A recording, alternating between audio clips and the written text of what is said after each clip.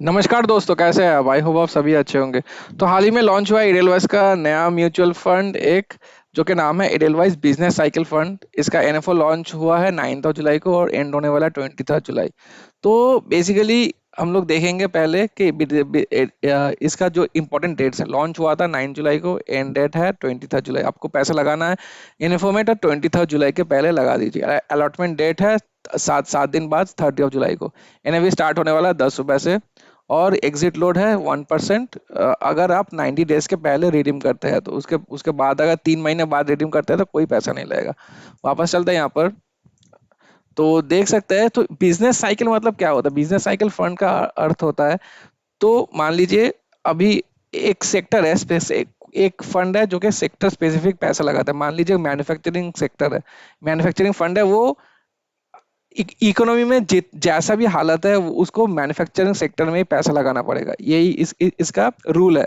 ठीक है, एक इंफ्रास्ट्रक्चर फंड को इंफ्रास्ट्रक्चर में लगाना पड़ेगा, बैंकिंग को बैंकिंग में लगाना पड़ेगा। लेकिन बिजनेस साइकिल का फंड है, जो जो फंड है, इसका तरीका दूसरा है। ये थीमेटिक फंड है, जहाँ पर अपॉर्चुनिटी दिख रहा है इन लोगों को, वहां पे शिफ्ट कर सकते हैं ये लोग। मान लीजिए कोविड के टाइम में फार्मा और हेल्थ सेक्टर में काफी अच्छा अपॉर्चुनिटी दिख रहा था। ठीक है, क्योंकि कोविड के टाइम सबसे ज्यादा इम्पोर्टेंस में था फार्मा इंडस्ट्री। तो वहां पर अगर अगर कोई बिजनेस साइकिल फंड होता तो वहां पर पैसा लगाता उस सेक्टर में। ठीक है, उसके बाद आईटी का बूम आया 2020-21 में।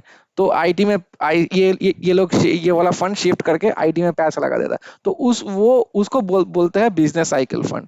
ठीक है, यहाँ पे देख सकते हैं ये लोग इसका मोमेंटम वैल्यू जो स्ट्रेटेजी पिक करते हैं ये लोग। वैल्यू स्ट्रेटेजी है, मोमेंटम स्ट्रेटेजी है, ग्रोथ स्ट्रेटेजी है, क्वालिटी स्ट्रेटेजी है। तो तीन चारों स्ट्रेटेजी मिलाकर स्टॉक पिक किया जाता है। तो वैल्यू में है पी रेशियो, पीबी रेशियो, जो इंपॉर्टेंट रेशियोज है वो सब देखता है।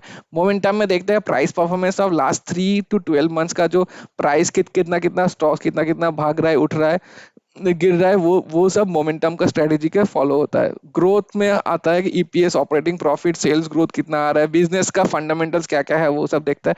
क्वालिटी है मैं return of on equity, standard deviation, ROC, ये सब तो चारों पिलर्स है इनका स्टॉक स्ट्रेटेजी का, फंडामेंटल सिलेक्शन का। तो इन्वेस्टमेंट फिलोसफी देख सकता है।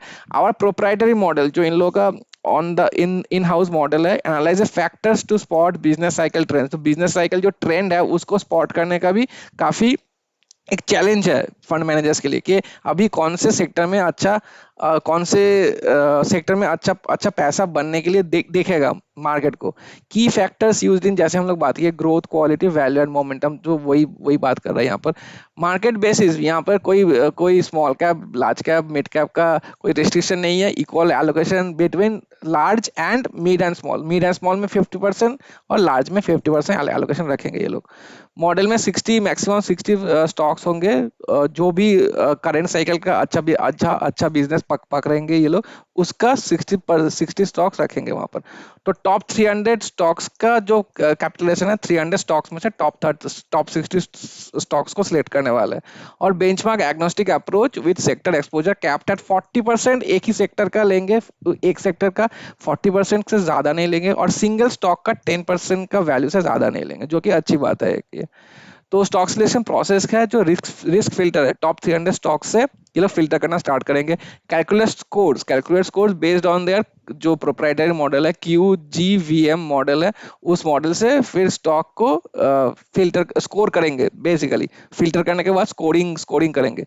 स्टॉक सिलेक्शन उसके बाद हर एक सेक्टर का जो टॉप रैंक स्टॉक्स है उसको पिक करेंगे। ठीक है, ये स्कोर कार्ड आने के बाद टॉप सेक्टर, मान लीजिए 15 सेक्टर है, 15 सेक्टर में पहला सेक्टर का टॉप स्टॉक स्टॉक ए है, दूसरे सेक्टर का टॉप स्टॉक बी है। तो हर एक सेक्टर का जो टॉप स्टॉक्स है उसको पिक करेंगे।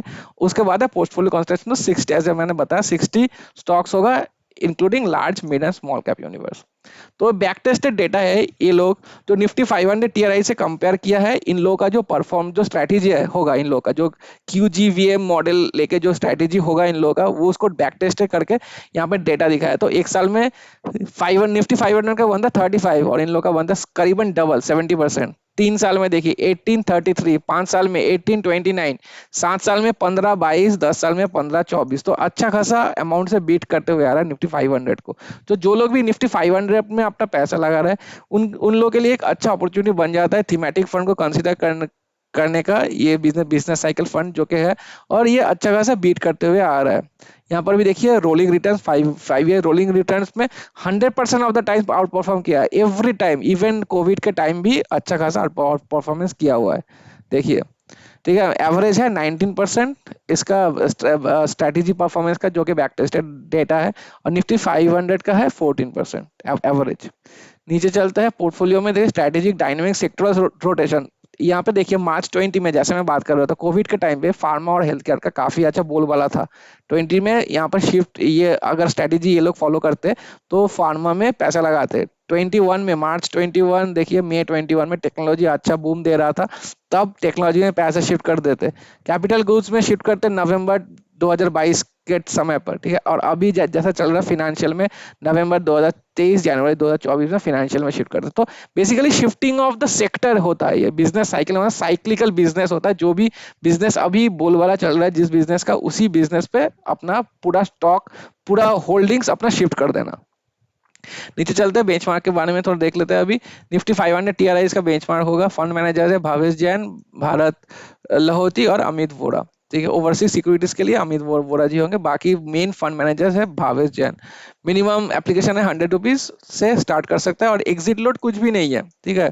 यहाँ पे देख सकते हैं एग्जिट लोड कुछ भी नहीं है, स्विच आउट और बिफोर 90 डेज। अगर 90 डेज, जैसे मैंने बात किया था स्टार्टिंग ऑफ वीडियो में, 30 डे 90 डेज के पहले अगर रिडीम कर लेते हैं तो कुछ नहीं लगेगा from the date of allotment. उसके बाद उसके पहले अगर रिडीम करते हैं तो 1% लग जाएगा।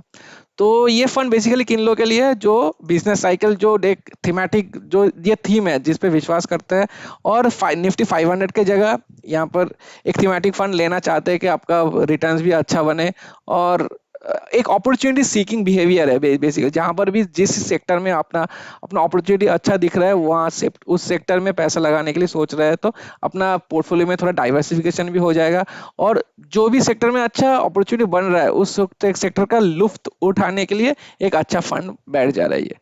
तो वीडियो यहीं पर एंड करते हैं गाइस। पसंद आए तो लाइक और सब्सक्राइब कर दीजिए ऐसे इन्फॉर्मेटिव वीडियोस देखने के लिए। Thank you so much for watching, have a very good day.